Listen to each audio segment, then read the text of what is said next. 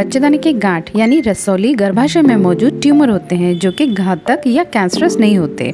अगर आप इससे पीड़ित हैं तो ये हम बताने जा रहे हैं कुछ चीज़ें जो कि आज से ही लेना छोड़ दें। कुछ खाने पीने की चीज़ें हैं और सबसे बड़ा है टेंशन यानी स्ट्रेस फैक्टर। आज से ही चिंता करना छोड़ दें और इस वीडियो को एंड तक ज़रूर देखें, ये आपकी काफ़ी मदद करने वाला है।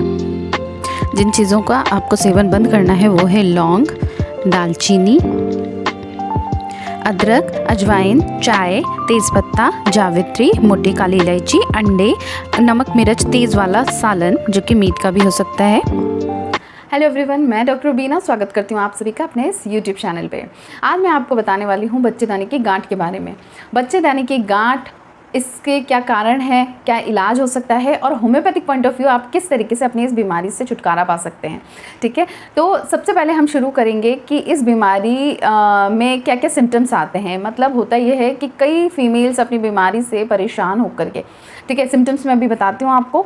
जैसे कि लंबे टाइम तक ब्लीडिंग चलना, है ना, महीना टाइम आज शुरू हुआ, वो अगली महीने टाइम की तारीख आने तक धीरे धीरे थोड़ा थोड़ा कभी स्पॉटिंग हो रही है, कभी ज़्यादा फ्लो हो रहा है, कभी एक दिन के लिए बंद हो जाता है, फिर वापस शुरू हो जाता है, ये सिम्टम आ रहा है। या फिर पेट के निचले हिस्से में लगातार आपको दर्द बना हुआ है, या फिर ये भी हो सकता है कि आपको पेशाब बार बार आने लगा है, फ्रिक्वेंसी जो है पेशाब की वो बढ़ गई है। बच्चेदानी में गांठ मौजूद होने की वजह से ये प्रेशर डालती है अपने आसपास के एरियाज़ के ऊपर, ठीक है, तो उसकी वजह से भी अलग अलग सिम्टम आने लगते हैं। या फिर आपको फिजिकल रिलेशन करते टाइम पे बहुत तेज़ दर्द हो सकता है, इस तरीके के सिम्टम्स। या फिर आपकी जो ब्लीडिंग आई उसमें बहुत ज़्यादा प्रोफ्यूज ब्लीडिंग हो रही है, बहुत ज़्यादा नैपकिन्स आपको चेंज करने पड़ रहे हैं, एक दिन के अंदर ही काफ़ी सारे नैपकिन्स आपके यूज़ में आ जाते हैं। या फिर काले रंग का खून आता है, उसमें टुकड़े टुकड़े करके पास आउट होते हैं। ये सारे कारण रहते हैं बच्चेदानी की गांठ के, ठीक है। तो कई बार क्या होता है, इनमें से किसी भी कारणवश मरीज़ा जो हमारी हैं वो परेशान थी, उन्होंने डॉक्टर से जांच कराई, डॉक्टर ने उनको सोनोग्राफी लिखी, ठीक है, आमतौर पर सोनोग्राफी कराई जाती है और उसमें ये बीमारी जो है वो ईजिली पकड़ में आ जाती है।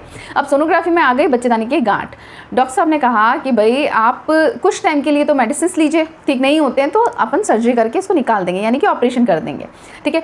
कई फीमेल्स जो होती हैं जिन्हें होम्योपैथी की दवाओं के बारे में नॉलेज नहीं है, अभी तक नहीं जान पाई हैं कि होम्योपैथी में इसका बहुत अच्छा इलाज मुमकिन है, हमारे पास रिजल्ट्स हैं, हम आपको रिपोर्ट्स दिखा सकते हैं, ठीक है। तो जिन फीमेल्स को नहीं पता है उनकी नॉलेज के लिए मैं ये बता दूं कि अगर आपको फाइब्रॉइड डायग्नोसिस हुआ है तो आप किसी भी रजिस्टर्ड होम्योपैथिक फिजिशियन से आज ही मिलें और उनसे पूछें इसके बारे में, अपना केस उन्हें बताएं, वो डिटेल आपकी केस की लेकर के उसको प्रॉपर वे में मेडिकेशन स्टार्ट करेंगे और आप खुद उसका रिजल्ट देखिएगा, ठीक है। आपको ऑपरेशन टेबल पर जाने से, आपको ऑपरेशन होने से, सर्जरी से बचाया जा सकता है with the help of these medicine. करने वाले हैं इस बीमारी के कारणों के बारे में।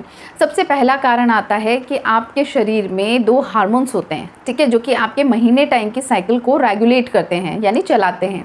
वो होता है एस्ट्रोजन और प्रोजेस्टेरॉन। ये दोनों ही आपके शरीर में होने वाले बदलाव, यानी कि 16 से 50 साल तक की उम्र में इनकी फंक्शनिंग चलती रहती है, रेगुलेशन होता रहता है और इसकी वजह से गांठें पनपती हैं।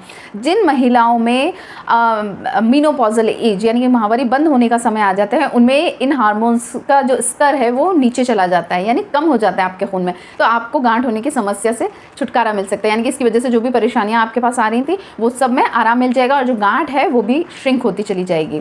अगली चीज़ आती है मोटापा। मोटापे की वजह से भी ये बीमारी आपके साथ हो सकती है। नेक्स्ट चीज़ है स्ट्रेस। स्ट्रेस यानी कि आजकल का सबसे कॉमन फैक्टर हर बीमारी का, ठीक है, तो इस बीमारी में भी ये बहुत बहुत शानदार रोल प्ले करता है अपना। किस तरीके से करता है, फीमेल्स जो हैं बहुत ज़्यादा सेंसिटिव होती हैं, वो भी just because of their hormonal imbalances, ठीक है। हार्मोन्स भी ऐसे ऐसे सिक्रेशंस होते हैं उनकी बॉडी में कि वो बहुत ज़्यादा सेंसिटिव हो जाती हैं। कई फीमेल्स होती हैं वो अपने आप को बोल्ड बना लेती हैं, कई ऐसी होती हैं जो छोटी छोटी चीज़ों को दिल पे ले लेती हैं। दिल पे लेने का मतलब है इमोशंस के अंदर टर्मोइल होना, स्ट्रेस हार्मोन का रिलीज होना।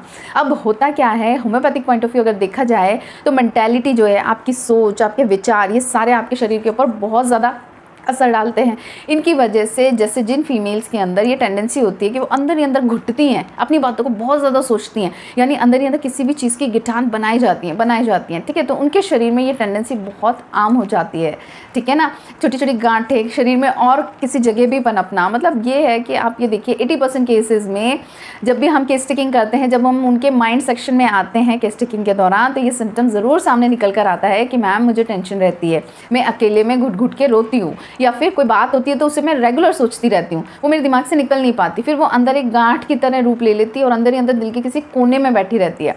ठीक है, तो ये कारण सबसे बड़ा हो सकता है आपके गांठ का फॉर्मेशन होने में, अगर अदर फैक्टर्स में से कुछ भी नहीं मिलता है। ठीक है, तो स्ट्रेस फैक्टर अगर प्रोलॉन्ग आप रखते हैं अपने साथ तो ये बीमारी आप इन्वाइट कर लेंगे।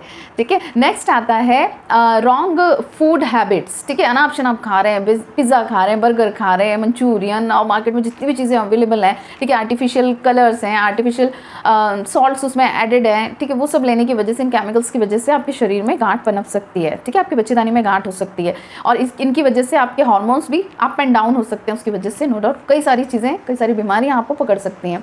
अगली चीज़ आती है हेरिडिटरी, जैसे कि आप हैं, आपकी मम्मी, आपकी बुआ, आपकी मौसी, ठीक है, ननिहाल ददीहाल दोनों में जो फर्स्ट रिलेशंस होते हैं उनमें से अगर किसी फीमेल को ये बीमारी थी, ठीक है, तो आपके अंदर आने के भी पूरे चांसेस हैं। अगला पॉइंट लेंगे हम कि जिन बच्चों में कम उम्र में 10 साल से छोटी उम्र से भी कई फीमेल्स हैं, और आजकल तो बहुत कॉमन हो गया है, मेरे पास इतने केसेस आ रहे हैं जिनमें बच्चियों को 10 साल का होते ही मेंस्ट्रुअल फ्लो आ जाता है।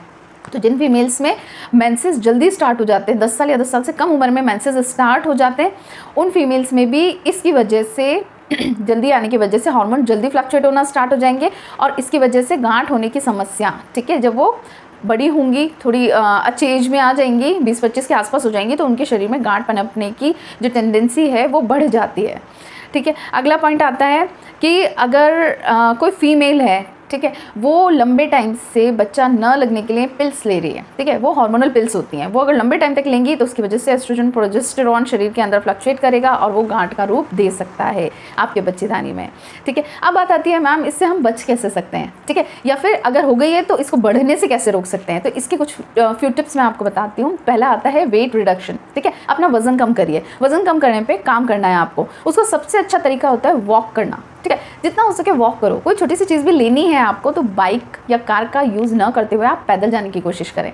ठीक है, या फिर हाफ एन आवर सुबह और हाफ एन आवर शाम को, आधा घंटा सुबह आधा घंटा शाम को मोर देन सफिशिएंट होता है वॉक करना। ठीक है, इससे आपका वजन भी नहीं बढ़ेगा, आपके हार्मोन्स भी ठीक रहेंगे, हैप्पी हार्मोन्स का सिक्रेशन होगा just because of physical activity, और साथ ही आपकी गांठ जो है वो नहीं पनपेगी, और हो गई है तो वो थोड़ा कंट्रोल में रहेगी। नेक्स्ट चीज़ आती है आपके डाइटरी फैक्टर्स। हेल्दी फूड खाइए, हेल्दी जूसेस पी लीजिए। ठीक है, पैक्ड फूड आइटम्स जो होते हैं वो नहीं लेना है, कोल्ड ड्रिंक्स वगैरह नहीं पीना है आपको। ठीक है, जितने भी फास्ट फूड है मार्केट में अवेलेबल वो नहीं लेने हैं, अपने देसी मसालों से बने हुए। ठीक है, उनको जो आप ट्रांसफॉर्म करके घर में बना लेते हैं, ठीक है, वो फिर चल जाता है, बट इस तरीके का फूड आइटम मार्केट का तो नहीं लें आप, ज़्यादा अच्छा रहेगा। ठीक है, इसके अलावा हार्मोनल पिल्स जो होती हैं, जो बिना वजह कभी कभी ले लेते हैं आप लोग की, ठीक है, मेंसेस नहीं आ रहे, टाइम पे लाना है हमें, तो पिल खा के आप ले आए। ठीक है, या फिर प्रेगनेंसी के चांसेस हैं, आपको नहीं चाहिए तो आपने इमरजेंसी पिल ले ली। इनको फ्रीक्वेंट यूज़ करने से आपके बॉडी में हार्मोनल फ्लक्चुएशंस होती हैं, हार्मोन्स बिल्कुल डिस्टर्ब हो जाते हैं और ये नई नई तरीके की बीमारियों को जन्म देते हैं। नेक्स्ट चीज़, अगर आप अल्कोहल इंटेक करते हैं तो प्लीज़ इसको ना करें। ठीक है, इसकी ज़्यादा मात्रा ले लेने पर आपके शरीर में कई तरीके की बीमारियाँ हो सकती हैं, जिनमें से एक बच्चेदानी की गांठ भी है। अगली चीज़ आती है हमारी कि इस चीज़ का डायग्नोसिस किस तरीके से होता है। इस बीमारी का डायग्नोसिस हम कर सकते हैं सोनोग्राफी की मदद से। अंदर की सोनोग्राफी भी होती है और ऊपर से भी हो सकती है, दोनों से ही आपकी गांठ का पता चल सकता है। जिनके पास रिपोर्ट्स मौजूद हों वो अपने होम्योपैथिक फिजिशियन के पास विजिट करने के टाइम पर अपनी रिपोर्ट्स ज़रूर लेके जाएँ। साथ ही अगर आपको प्रोलॉन्ग ब्लीडिंग की प्रॉब्लम रहती है तो आप CBC ज़रूर करवा के ले जाएँ, सो दैट सारे ब्लड काउंट्स आपका डॉक्टर देख ले और उसके अकॉर्डिंग आपका ट्रीटमेंट स्टार्ट करे। क्योंकि प्रोलॉन्ग ब्लीडिंग जिनमें रही है या आप समझ सकते हैं कि उनमें खून की कमी आएगी, HB जो है वैल्यूएशन वो कम आएगा। ठीक है, इसके अलावा हिस्ट्रोस्कोपी भी एक तरीका होता है और एक होती है दूरबीन की जांच। ठीक है, जिसमें पेट में चीरा लगा करके दूरबीन अंदर डाल करके जांच की जाती है, उसे लोकल एनेस्थीसिया या जनरल एनेस्थीसिया दे करके यानी बेहोश करके वो जांच की जाती है। तो इन तरीक़ों से हमें बच्चेदानी की गांठ का पता चलता है। होम्योपैथी दवाइयाँ, होम्योपैथी में बच्चेदानी की गांठ की कई सारी दवाइयाँ मौजूद हैं, परंतु ये दवाइयाँ आप खुद से चुनाव नहीं कर सकते। वजह यह है कि व्यक्ति विशेष को मद्देनज़र रखते हुए आपके रजिस्टर्ड होम्योपैथिक फिजिशियन आपकी दवा का चुनाव करेंगे।